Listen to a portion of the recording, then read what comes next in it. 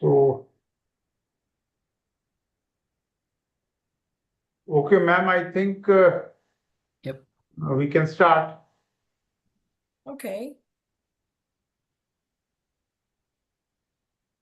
Do you want me to make some remarks? Yes, ma'am. Yeah, okay. Well, good evening, everybody. I'm really very, very happy that Anandi asked me to chair this session. And it is for two reasons. Number one, I think that this is such a wonderful idea, to commemorate and pay tribute to the memory of her mentor and somebody who has been a mentor to so many people, not just in this country, but in other parts of the world. Somebody who is very fondly remembered and, as fate decreed, met a very untimely end.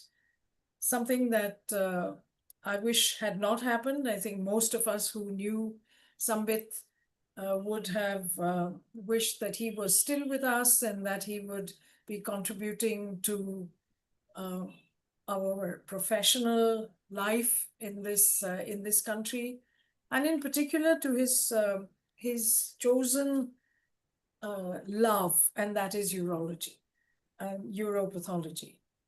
So that's the first reason that I feel so honored and so privileged to have been asked to contribute in a small way to this tribute that is being paid to Sambit.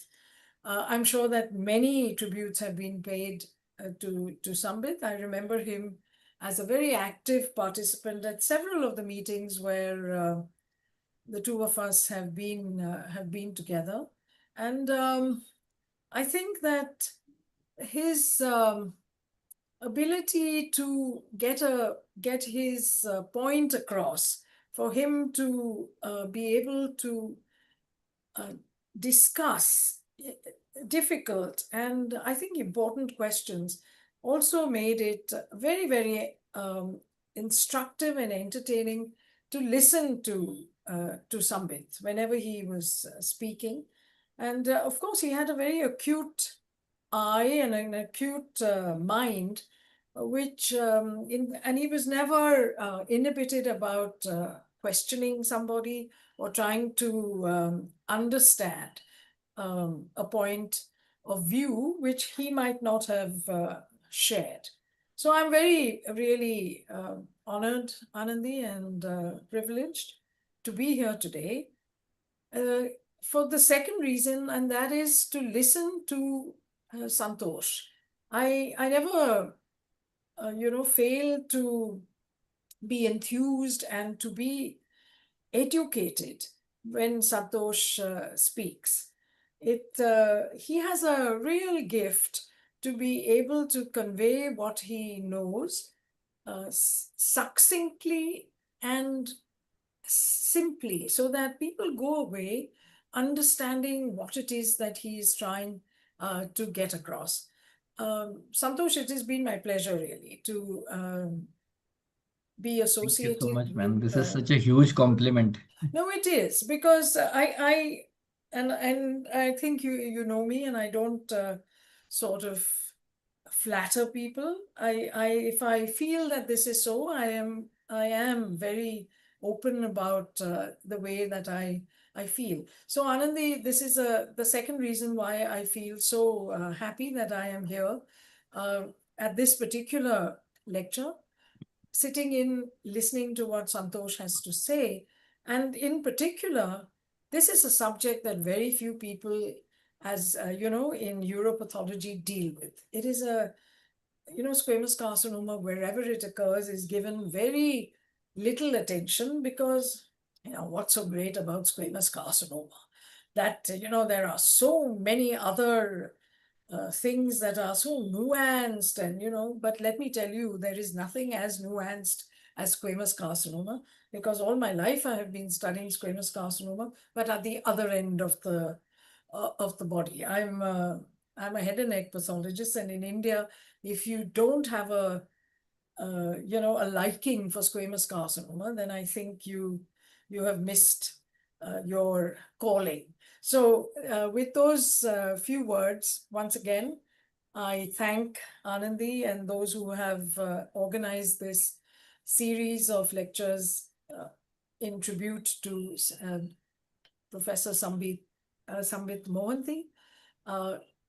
The stage is yours now, Santosh, please. Thank you so much, ma'am. Thank you. Anand, you want to speak something or should I start? No, sir, you go ahead. I'll take it at the end. Thank you, Borges madam, for that very, very kind introduction. I'm really, really honored.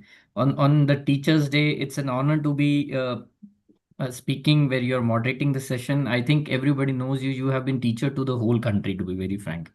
And I've been to so many of your sessions myself, and every session I've learned small things all the time. Sometimes you feel that you have learned everything, but the truth about on this Teachers' Day is that we are students for lifetime, and we continue to learn. And we are doctors. We are part of a where we try to learn about diseases, and it's a day-to-day learning, and the disease never cease to surprise us. Isn't it? About Dr. Sambit, just one. He was I was associated with him for a long time from my PGI days. When I joined as a JR, he was my teacher from a very, very long time, and his pleasantness, his friendliness was something which was very infectious, and that's what I want today. Obviously, he was a very well read person, and he used to be very at the forefront of mentoring people, and this is in the memory of him. And thanks Anandi and Sanjay sir for taking this up. With that, I'll start my lecture today. I've been assigned the topic of penile squamous carcinoma. Like Madam said, it's pretty mundane to speak about squamous carcinoma. But let me tell you, this is a rare cancer. As per WHO, its incidence is so low that it is classified as a rare cancer. And strangely, but in India, we do see quite a lot of this cancer. In fact, probably after Brazil or close to Brazil, we are leading in penile cancer incidence in our country. We still don't know the reasons for this. There is difference in the epidemiology of this disease in between the West and our country, and we'll discuss this as we go along this presentation. First of all, I'd like to wish my friends a very happy Onam, a happy Teachers' Day, and happy Eid. It's a confluence of three different festivals where we are with each other on this day. This is some conflict of interest and disclaimer. So I start with this picture always. In India, we worship the Shivling, which is like the phallus of Lord Shiva. There are several stories around it. This is a Shivling, which is along with the kind of a female organ also together. But so this is revered in our country, and people go to various places in our country to worship the Shivling. But when we come to penile cancer, these are the kind of cancers which you come across: huge destructive lesions, completely destroying the organ, and it is so stigmatized in our country that patients reach medical care at a very late stage, and that's an extremely unfortunate incidence which happens in our country. So people are shy, they don't reveal this, and they don't seek medical attention at all, and that's why we see these kind of cancers which are completely destroyed the organs. So it's rather unfortunate in that way. So you see these are very, very unfortunate pictures which we see not uncommonly. In fact, we even see fungating inguinal nodes with myiasis, and that's equally very, very distressing for us to see. So just as a peek to our workload, in 2019 we had 80 resections and around 60 biopsies, and 23 we had about 67 resections, which is by far a large number if you see at a single center, mainly because these are referral cases from outside. If you come to penile cancer, the vast majority we know are squamous carcinomas. You may sometimes have melanomas and metastasis in penile, and those are rare. Most of them are in the mucosal lining or the inner lining of the foreskin. Most of the previous classification were morphology based, but in 2016 and in 2022, the penile cancer has now been very categorically separated and classified based on presence of HPV HPV as a pathogenetic agent in these tumors. And that's the main paradigm shift which has occurred in this. This is based on several papers and several literature which have basically said and divided these tumors into either HPV associated tumors or HPV independent squamous cell carcinomas. And so this basically tells you how a pathogenetic small virus can get into a WHO book and become the agent of such distress in some patients. So this is in 2022, and you can see that this list, and there are several different types of HPV associated and HPV independent squamous carcinomas. And then if you don't use P16 to distinguish this, which is like a surrogate marker for HPV, you probably place those patients in a HPV NOS kind of category. This category when you don't use P16. So, and we'll discuss a little about these. So some questions which come to our mind are, how do we diagnose HPV associated versus HPV independent penile squamous? Is the morphology enough to classify? Most of the people do agree to that is easy to classify, but then there are certain gray areas and where we need some ancillary techniques. Is it really necessary exercise to distinguish these two? And we'll try to answer these questions as we go along this presentation. So if you look at the epidemiology and the commonalities and differences in HPV carcinosis, it's always intrigued me that cervical cancer, about 90-95% are squamous carcinomas associated with HPV. It's about 6 lakh cases of the global burden, cervical cancer.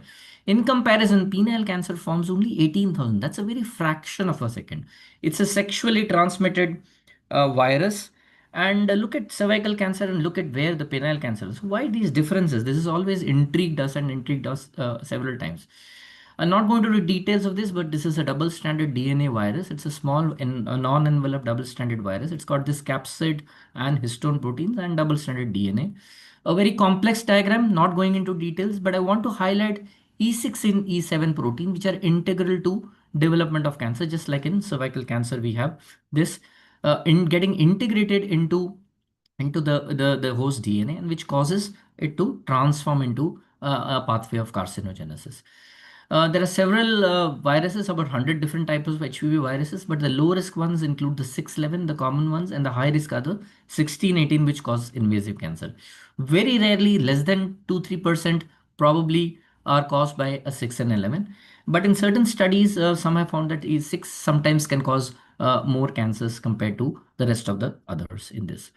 Now, this is the question which I put forth. Why the cervix? Why the transformation zone? Why does it get infected so commonly, and why is it is the more common agent in the cervix?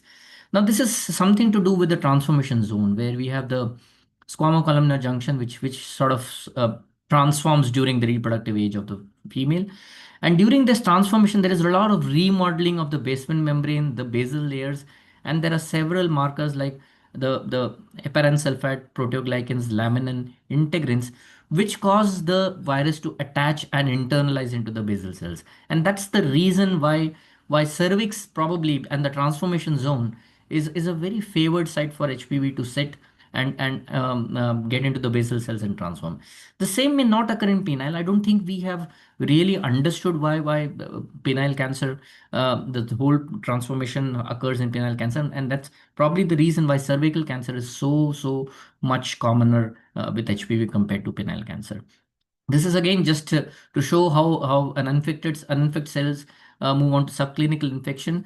Most of the virus are cleared, but when it goes into a non-productive kind of infection, then there is integration of the virus into the host DNA, and that causes cell immortalization by several processes. And we'll just go to the we can see this in a normal cell. Generally, the RB protein and the P53 are there, and when the host E6 and E7 protein gets integrated into the host DNA, they start acting on this RB and P53, causing their degradation. So this is the guardian of the genome. When these are sort of damaged or degraded, the cell goes into a phase of tumor loss of tumor suppression. Similarly, when RB protein is sort of degraded or attached to this E7 protein, the E2F factor causes the cell to move into a cell proliferative phase. As an offshoot of that, the P16 starts accumulating in the cell when there is a high risk HPV infection. This is what we detect on immunohistochemistry, easily on immunohistochemistry, which is a surrogate marker for HPV infected cell. Mind you, P16 is a cell cycle marker, and without even having a high risk HPV, sometimes the P16 can be upregulated, like we see in several other cancers in the body where we see P16 expression. So P16 expression is not always equal to HPV in other cancers, but probably in cervical cancer or in penile cancer, it is just a good surrogate marker for suspecting a high risk integration of HPV. So there are certain other molecular changes beyond that, and I'll not go into the details, but the molecules which are said to be involved are the PIK3 pathway and the AKT-PIK3 pathway, which are important in these molecular changes. Now coming to histopathology, what are the two major types of HPV-associated carcinomas? These are the basaloid and warty. Mind you, in the West, if you go to, say, Brazil, which has got a high incidence of penile cancer, 70-80% of the cancers are HPV associated. It is just the contrast here. Our 70 to 80% of our cancers in our country, in India, are not associated with HPV. We have more HPV independent cancers because we have a lot of different kind of other infections. The microbiome of penile cancer is different in our country, and they possibly go through more of a pathway of chronic myelonoposthitis with lichen sclerosis. And in lichen sclerosis, Indian patients start developing penile cancer. So the importance of basaloid cancer is it's HPV associated, and it's very, very high state disease at presentation. There are high rate of nodal metastasis in this compared to warty ones, which are more proliferative in nature, and they don't deeply invade the tissues initially to begin with, and they fall under the intermediate category. So what is the HPV detection rate in various cancers? You can find this is from the EAU penile cancer manuscript, and this shows that basaloid and warty form a sizable proportion where you find HPV positive. But mind you, even in HPV independent cancer, the HPV detection rate by PCR might be there. So does it sound a bell that probably all cancers might be in some way probably related to HPV in some way to begin with, and sometimes they may be lost in transition in certain cases? That's a possibility. So this is just about basaloid carcinoma. They are generally large non-exophatic tumoral masses, and I'll show you some pictures. The important point is they can show a lot of comedonecrosis and or central abrupt keratinization, and they can show vascular and perineal invasion. And like I said, they are generally high stage presentation. So this is a gross picture of basaloid carcinoma. You can see that this is a very solid, fleshy looking, completely destroying the glands, the tunica albuginea, probably invading the shaft here. So these are generally large tumors, high state tumors. Again, more gross pictures to show the fleshy nature of these tumors. And this is what I said. They are, if you look at a microscope, they look blue. So a blue looking tumor in the penile glands is probably, you might be dealing with a basaloid carcinoma. They have the central necrosis kind of pattern. And the presence of this blue looking basaloid is a good soft pointer to say that this is a high risk HPV infection associated cancer. A very low power picture of basaloid cancer, showing it deeply invading the glands and destroying the underlying structures. And even at this power, you can make out the comedonecrosis pattern and the blueness of the tumor as a whole. And these are the higher power pictures of the same to show the blue tumor, the comedonecrosis pattern, and the intercommunicating kind of islands and of these tumors, which you can see. More pictures, and even at this power, you can see the very block-like solid pattern of positivity of P16, which can easily confirm the HPV associatedness of this tumor in this. Like I said, the presence of these blue-looking cells is very characteristic in basaloid tumors. Another picture to show the P16 positive intense block-like nuclear and cytoplasmic positivity in a basaloid warty tumor. Sometimes they may show more pleomorphism. They can show some kind of keratinization. They can have the central part can look more keratinized in these islands. And we need to employ in such cases P16 to confirm the presence or absence of this high-risk HPV infection.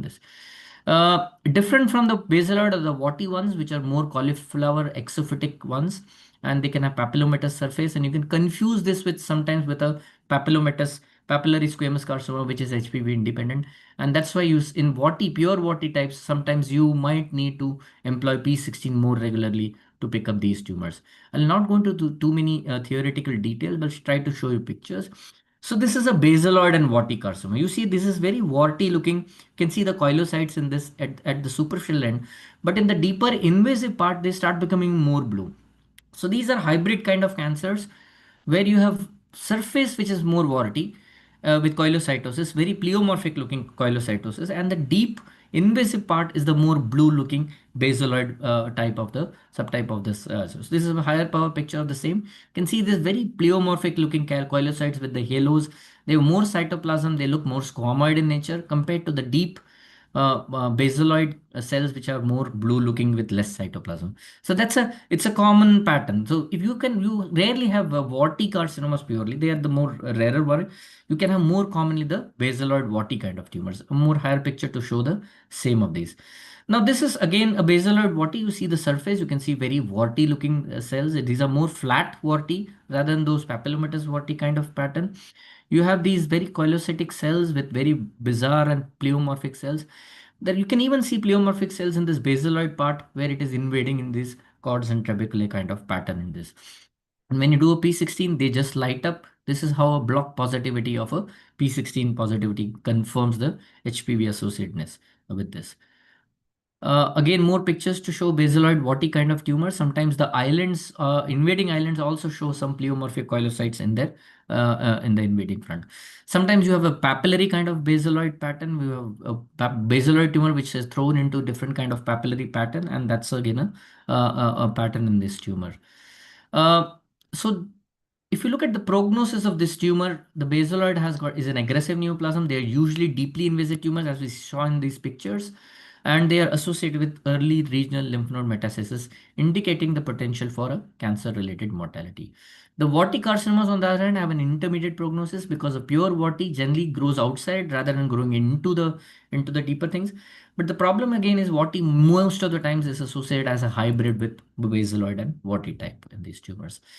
So looking at P16 and expression, I think when you have intense nuclear expression of P16, that's when you are likely that it is more associated in, anyway, call it positivity, more associated with this basaloid type. This is a very large paper from Lancet Oncology, and this is probably a very good paper which tells you that they had studied a lot of penile cancer, about 4,000-5,000, and they found that the pooled HPV DNA prevalence in penile cancer was 50%, and more commoner up to 84% in basaloid and 75% in warty basaloid tumors. But mind you, they also found that in HPV independent squamous carcinoma, they found that P16 positivity can occur up to 17%. And so they also mentioned that sometimes it may be block positive in these cases. So there is ambiguity in P16 sometimes. We don't know the cause for it sometimes. Maybe it's like a cell cycle marker in those cases. The other type of HPV associated cancer in the penile region is the lymphoepithelioma-like carcinoma, which is not associated with EBV. They have a syncytial growth pattern. Again, looks similar to nasopharyngeal carcinoma with syncytial growth pattern and a dense lymphoplasmacytic infiltrate, and the cell borders are not very clear. So this is lymphopithelioma kind of carcinoma, very prominent nucleoli, vesicular nuclei, a lot of lymphocyte infiltrate in them. And if you look at this is an inset, again showing this very characteristic feature of lymphopithelial carcinoma. The very rare ones, I've seen just a couple of these tumors of clear cell squamous cell carcinoma. Generally, they are associated with other types of HPV associated cancer. And they can be mixed up with warty carcinoma because the clear may sometimes look like coilocytic change and you might get confused. They are again very aggressive tumors with the potential for lymph node metastasis.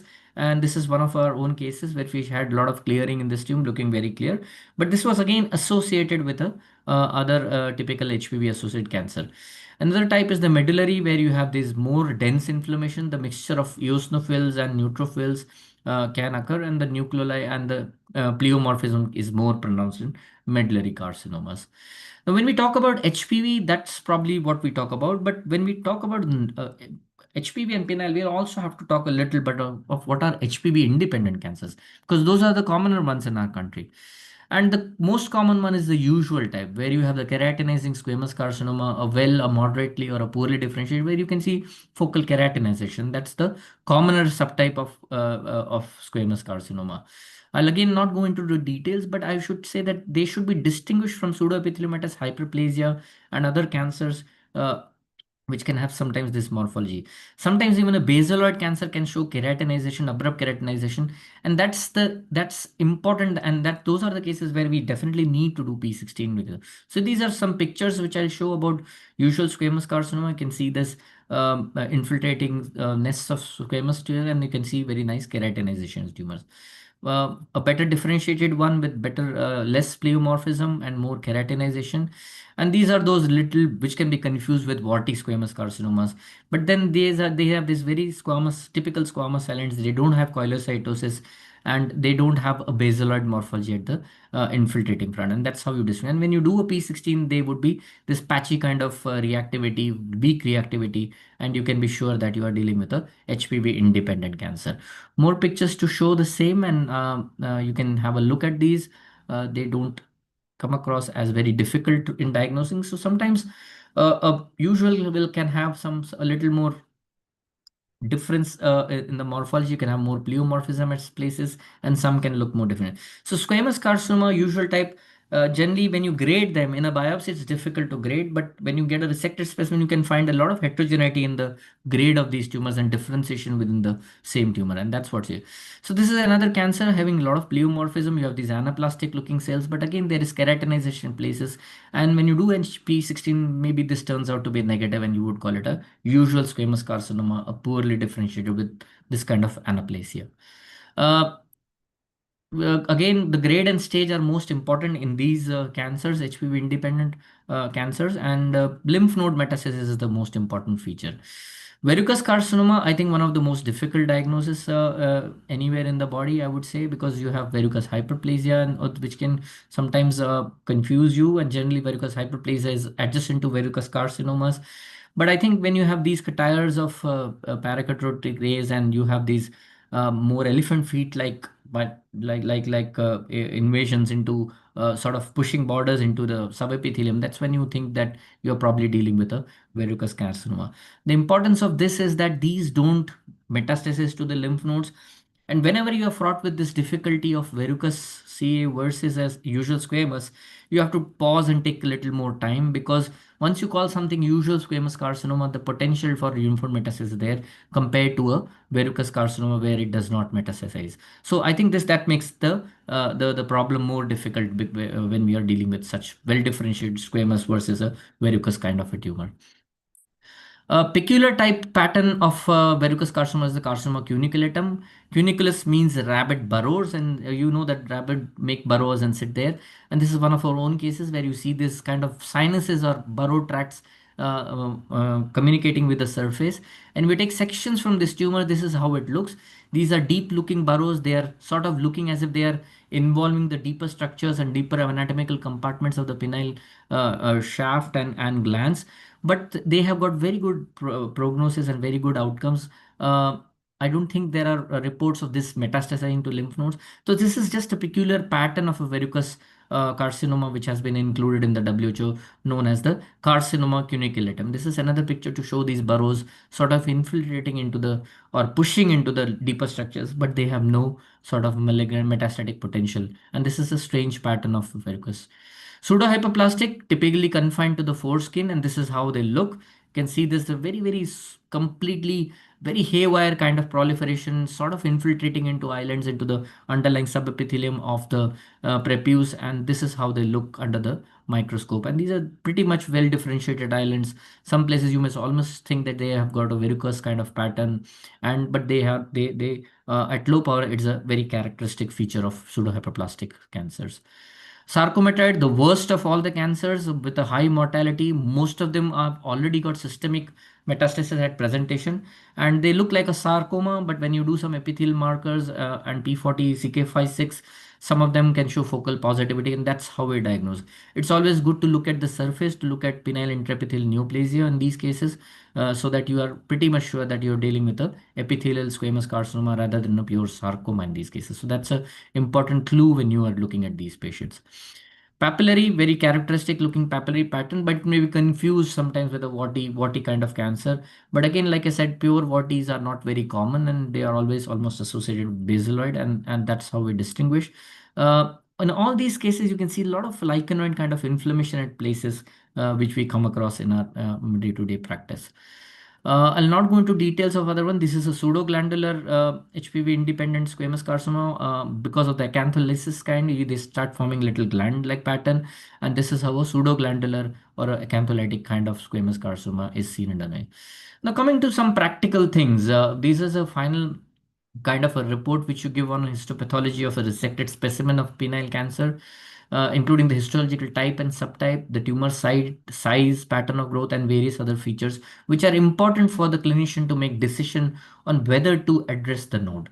The most important question in penile cancer is inguinal node metastasis. It's the most important prognostic factor, and the 3-year disease-specific survival really drops when the tumor is N1 versus a N3 kind of a nodal presentation. So it's important that with our histopathology report, based on the stage of anatomical level of invasion, the pattern of growth, the histological grade, on the margins of resection, the clinicians are able to decide what to do next about these tumors, because they really need to address the question of inguinal node metastasis.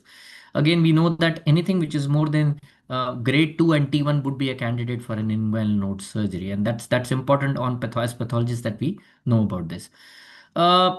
We know that there have been articles which say the histological subtype is a significant predictor of inguinal node lymph node metastasis, and the EU guidelines say that based on histological subtype, we can divide them into low risk, intermediate, and high risk. So all the basaloid sarcometas are high risk, whereas the verrucous papillary warty types are either low, or some place them into a intermediate kind of. The warty is sometimes placed in the intermediate risk. The usual poorly differentiated would fall into the high risk, but generally the usual squamous carcinoma, well differentiated moderate, would be put in the intermediate risk category. And this is again proven by plotting the curves and getting your p-values, that the risk of histological subtypes is an independent predictor of lymph nodes. Many people don't believe this, and many people say that it's mostly the stage and the grade and those standard parameters which will dictate the whether the patient is likely to develop node mets. Now, what are the problems and issues in histological subtyping of penile cancer? This is an article which came in 2022, which says there is a low level of inter-observer concordance in assessing the histological subtype, and that might impair the patient care in these things. So do we have help? Do we have ancillary tests? We already spoke about P16, but where does it put us in P53 HPV testing? Should we start doing this in our lab to sort of diagnose and prognosticate these patients? So this is a tumor. When I see such a tumor, I wonder whether it's a strange looking basaloid, or is it a usual squamous, which is very poorly differentiated, started looking more blue. And this is a classical case where I would definitely do a P16. We are doing P16 in all cases now, but this is something where everybody should sort of do a P16, because we don't know whether it is HPV independent or a HPV associated tumor. This again, you have some keratinization, but generally it looks a little more basaloid. I would favor probably looking at it's a basaloid squamous carcinoma. But these islands are very irregular kind of thing. You have small islands, and you wonder whether how would you classify it? More pleomorphic, but again very blue, but a lot of pleomorphism. So this is a basaloid which is looking very pleomorphic, and that can happen in basaloid squamous carcinoma, which are HPV associated. When you do a P16, it lights up the whole tumor, and that's when you can probably more confidently say that this is probably a basaloid and HPV associated cancer. P53, again, there is a lot of different patterns: diffuse overexpression, basal overexpression, which are called as positive or abnormal mutant patterns.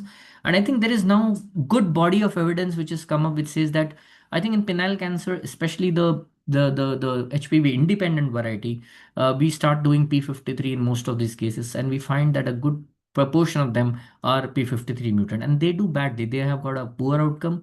They metastasize early. They have probably present at a higher stage, and the chances of distant metastasis in these tumors are more. So I think that body of evidence is growing, and possibly in the coming years, it would be mandatory to probably do P16 and P53 on all of these tumors. So this is one of our cases of a usual squamous carcinoma, HPV independent type, where P53 was diffusely mutant, compared with a basaloid warty kind of tumor where P53 was very patchy, wild type kind of expression in this tumor. Uh, the $1 million question is, how does HPV prognosticate penile cancer patients? We know that in oropharyngeal squamous carcinoma, the whole staging system of TNM has probably completely been transformed by HPV, and HPV associated tumors do well, and they have a completely different staging system in the head and neck. In anal cancer, also it was associated with improved survival. In cervical adenocarcinomas, we know that there is a difference in DFS and OS of HPV versus non-HPV tumors. So what is the status of penile cancer and HPV? I think it's still very controversial, with a lot of conflicting studies being shown here. And these are some papers, some of them very recent, which have worked. Most of them have done P16 as well as HPV testing. And there are conflicting results again. They say that they are associated with better outcomes. The presence of HPV positivity or P16 positivity is associated with better disease-free survival. But generally, overall survival is still not very well established with P16 or presence of HPV. I think this is a work in progress, and slowly we would come to know. But I think we are slowly moving on to a point where we need to do P16 on all cancers. We probably need to do P53 on all. And once we accumulate and start doing this and sort of analyze them, we'll probably be in a better position to assess the role of HPV and P16 in these tumors. Will it get incorporated in staging like the head and neck? Maybe we are not in current position, but there is definitely evidence being generated on the effectiveness of RT in HPV positive penile cancer. I think our radiation oncologists also started seeing that. They have sort of analyzed a few cases, and they probably think that this might be true, and HPV positive penile cancers may respond better to radiation therapy. And there are certain studies which have divided the nodal staging based on HPV positivity, and they said HPV negative nodes have a dismal 5-year survival. So I think there is a role for HPV. We still don't know how far we can get with this, but I think this is a study in progress. Quickly going through one of our recent studies, I thank my student Dr. Disha for this. We studied 179 penile cancer resection with or without nodal dissection, and what we found that only 23% were P16 or HPV. What we finally called as HPV were 23%. 77% of our cancer, in contrast with the West, are HPV independent cancers. And basaloid was the most common one, and the usual squamous on the HPV independent variety. A very important thing which we came in our study was the HPV associated squamous carcinomas did not sort of correlate with the T stage and N stage. The numbers were only 42, but does it tell us or give us an indication that probably we need a different staging system for HPV associated cancers? Probably we need a larger number to see this. We need a spectrum of stages, stage 1, stage 2, 3, 4, PT1, PT2, PT3, 4, because most of these are very high stage disease because of the predominance of basaloid squamous carcinoma. So that's the difference probably we noted in our study. We don't know whether it's what its implications would be. And these are some Kaplan-Meier curves of HPV versus non-HPV, which we did on these 179 cases, and our p-values were not significant. So what we have found in our study is that these probably the DFS and OS may not be related to HPV currently, but we need larger studies, multicentric studies with a more which are targeted and treated in a similar way before we conclude on this. So we had started with some questions in our minds like these: how do we diagnose, and what are the morphologies, and do we need ancillary tests? And I think we have some answers. We can conclude that most of the subtypes can be recognized on morphology, site, and differentiation. However, it is strongly recommended that as a group, we all start employing P16 regularly in all cases. This is more to document it so that we can collate it later and understand what is happening. And there is mounting evidence that HPV associated P and penile cancers may have a better outcomes, especially when treated with radiotherapy. And although grade, stage, and LVSI, etc., may have a proven relevance in prognosis, certain subtypes like the basaloid, cuniculatum, verrucous, sarcomatoid need to be impressed upon the treating clinician to initiate appropriate therapy. So there is a role of HPV. There is a role of recognizing these subtypes. because that might dictate therapy. That might at least tell the clinician how these might are likely to behave. I would like to acknowledge several people, except including Dr. Kuvila. I think he has been sort of my guide when I took up this penile cancer studies. Dr. Amin and Dr. Mock, whom I was associated in the WHO. Very, very special thanks to my students, Dr. Akash, Ashish, and Dr. Disha. Most of the studies which we have done, I've done with my students.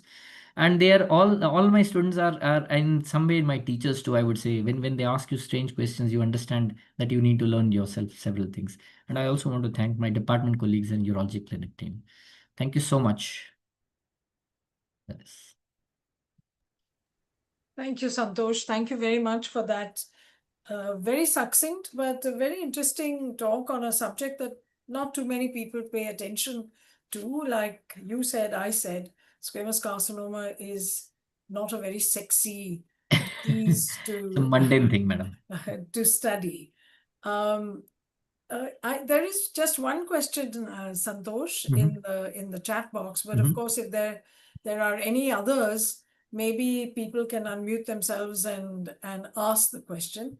There is a Dr. Selva who has asked, Yeah.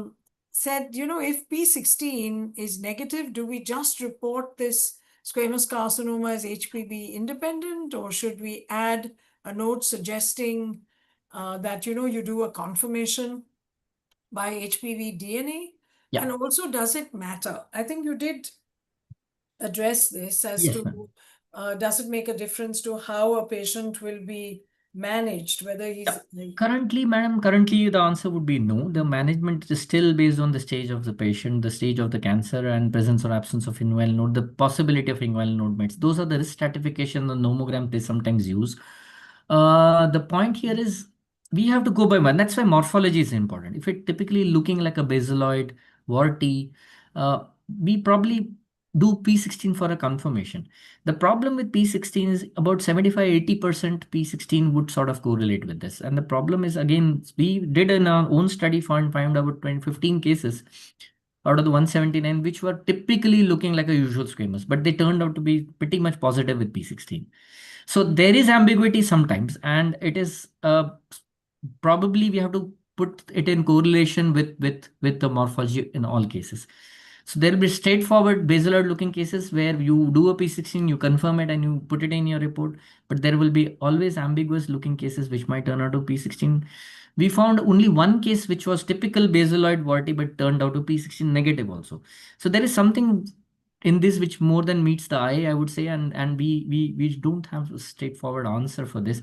But yes, as far as clinical is concerned, I think more and more data is coming up that we should start classifying them into HPV versus HPV independent versus HPV versus, because associated ones are definitely there is a body of evidence which say they do better with radiotherapy.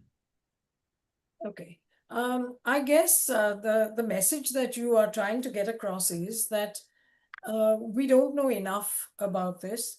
And therefore, if we, in large institutions like the Tata Hospital, and then there is somebody who is Liliana Rodriguez, and she says that she's very happy to have been here at your talk, because she says that she's just trying to improve investigation of penile cancer in her country. I don't know, Liliana, what is your country? You're Liliana Rodriguez, so I guess you're from South America. What part of South America? I'm not very sure. Is it She's from Peru, she Brazil? says, ma'am. She's Sorry? written Peru. Oh, she's written Peru? Yeah, Then Peru, she yeah. has She's written answered in Peru. So yes, I think that this is an understudied area. Yes, Antonio Cubilla was one of my seniors at Memorial Hospital, and he really took up this whole issue because it is a common cancer. At least let me say it's not as common as cervical cancer, but certainly it is an important problem in India, in Brazil, in a number of other South American countries. And I think we need to get together to see how best we can deal with this Yes, ma'am. problem. I mean, HPV is, I think, going to to be more important than we think it is at the moment, because I think that P16 is, yes, it is a surrogate marker, but it isn't the only marker Yes. for this particular problem. So yes, I think that is. Somebody else has asked, Santosh, is strong cytoplasmic positivity considered positive for P16? I think that's a good question, ma'am. There are sometimes we come across cases where there is not great nuclear positivity and more cytoplasmic positivity, but it's generally very block-like. And in concert with the morphology, we do tend to call it positive sometimes. We try to look for positivity, nuclear positivity, and generally we find it focally in those cases. Along with the morphology, we call it positive in those cases. When it's block, diffuse cytoplasmic with focal nuclear and the typical morphology, we would probably label this as. Yes, I agree with that, Santosh. You know, when you get very strong block positivity with P16, it's hard sometimes to even demonstrate nuclear positivity, and because it is so dense and so block. So I guess if you are absolutely certain that there is no nuclear positivity and yet there is strong positivity, yes, those cases are not going to be very many. Yeah. And you can just say exactly what you see in that particular thing and don't score it as one or the other. But if you have got strong, and I think the word is strong block positivity, you're not going to be seeing or not easy to see nuclear positivity separate from cytoplasmic positivity. And I think that's And probably to our be cancer is epidemiologically totally opposite. 20% of ours are HPV associated and 80% are HPV independent. So that's the difference epidemiologically from, say, Peru, Brazil, Venezuela, where they see more HPV associated cancers. And even in our HPV independent ones, we don't get full-blown cases of lichen sclerosis. It's a very, I would say, early lichenoid phase of inflammation where it starts developing cancer. We don't know why it happens. We don't really see full-blown cases of lichen sclerosis with cancer. We still see a lot of inflammation in the adjacent mucosa, in the adjacent epithelium, which is more lichenoid. So it probably occurs at a very early stage of lichenoid inflammation in our settings. Yes, I was going to ask you a question if there are no other questions in this. Have you ever seen squamous carcinoma of the penis in a non-circumscribed, I'm sorry, circumcised individual? I don't think we have collated the data, ma'am, but yeah, I think it's very, very less. Exactly. Totally, I think it's almost that I zero. can't remember having seen, squamous carcinoma in a non-circumcised individual. And I think it may be that, in our country, we see a lot of circumcision. Yeah. At least in some communities. Yes. And that's the reason why in those communities, perhaps we don't see a lot of squamous carcinoma of the penis. And I don't know what the data is from other countries in, where they see a lot of, but I would bet that there is no squamous carcinoma or very, very low incidence of squamous carcinoma of the penis in a non-circumcised individual. So the role of circumcision, smegma, lots of other... yes, ma'am. The chronic inflammation and yes. Melanopasthitis. Exactly. I think that's because it's becoming very important in the cervix. In the cervix, poor menstrual hygiene, poor hygiene in general, the inability to bathe in the nude. Now, that's a very interesting observation, that if you are able to bathe in the nude versus people who live in slums where they don't have, bathing rooms where they need to sort of bathe with their clothes on. In that lot of people, the incidence of cervical cancer is high. So this is another interesting aspect which I think can be used as a epidemiological pointer as to how a penile cancer, squamous carcinoma develops. Yes. Are there any other questions? Somebody has asked about P53. So, Dr. Selva, I think what we do is P53 now, because it's very still a nascent stage of doing P53. I think we have started doing P53 on all cases. I don't think there are any strict criteria where you do this. Generally, in a typical HPV associated basilar body, which are driven by HPV, we would not do a P53. But for an HPV independent cancer, we have started doing P53 in almost all cases. Yeah. There is another question that has popped up. Yeah. Carcinoma cuniculatum is an HPV independent cancer, Dr. Shilpa. It is an HPV independent cancer. It's a pattern of a verrucous carcinoma. So these are deeply burrowing tumors, but fortunately they don't throw up metastasis. That's a strange pattern of verrucous, but which is HPV independent type. I have a question, sir. Mhm. Sir, P16 and P53, sir, is there any relationship in their staining pattern in the morphologies of penile cancer? You mean, so P53, the reading itself has got different. I showed you that in my presentation, the basal strong diffuse positivity, the whole thickness strong diffuse positivity, the null type, and one more pattern where you can have cytoplasmic staining only in the tumor. So those are the P53 mutated pattern, which they call. There are some indications that even in HPV associated tumors, you might have a subset, or the P53 might be totally independent of HPV status.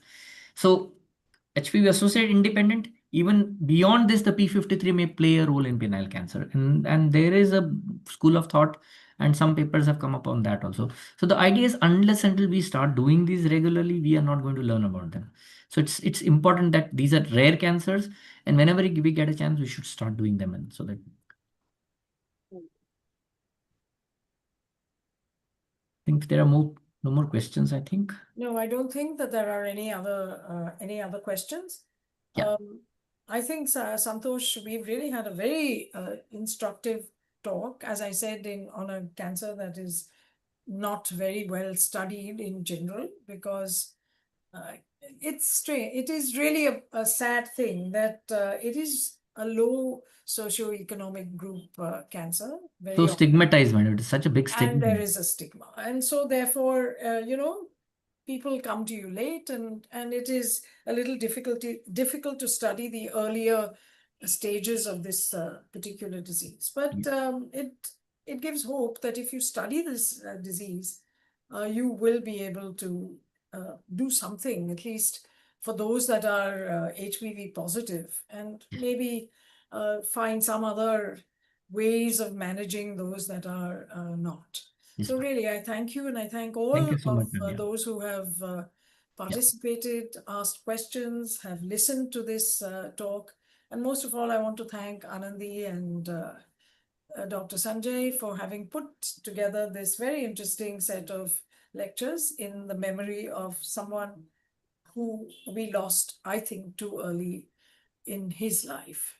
Anandi, would you like to say something before we close this? Yes, thank you very much. This for me has been a very memorable lecture, because as I said earlier, on this special Teachers' Day occasion, I have two of my teachers whom I really look up to, who are part of this lecture, ma'am and sir, in memory of Dr. Mohanty, who has been another strong mentor in my life. So definitely this is memorable. This is an honor.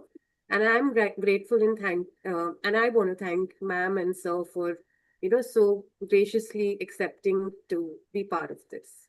Thank you so much. sir. Thank you very much Thank you, on sir. behalf of Thank you, MU India. Thank you, And, sir. Thank you, sir. Good night. and Thank having you. it on Teachers' Days adds a additional icing. Thank you, sir. Sanjay, before we close, what is the background that you have chosen? What Library. It looks like a is library. that? It's not the Bodleian. What is it? Ma'am, but basically it's a image. Yes, I Which- know, Yeah, but it's an which image of some library does library, it I think. represent? Yes, it's a library in somewhere in England, which have. Is it the Bodleian? I was just asking, is it the yes, Bodleian yes, Library in yes. Oxford? Yes. Okay. Maybe. Thank you All so much. Thank you. Thank you. Thank you, Thank you. Thank you Hema. very much, Good night. Santosh. Thank Thank you, you so much, ma'am. Anandi, Thank and you for thank being you, all here. of you. Thank you, Anandi. Thank you, Sanjay sir. Thank you. Liliana, Thank oh, you. she's wearing a mask. Yeah, Liliana is wearing a mask. Thank Yes. you, Liliana. Thank you, everyone. Thank you. Okay.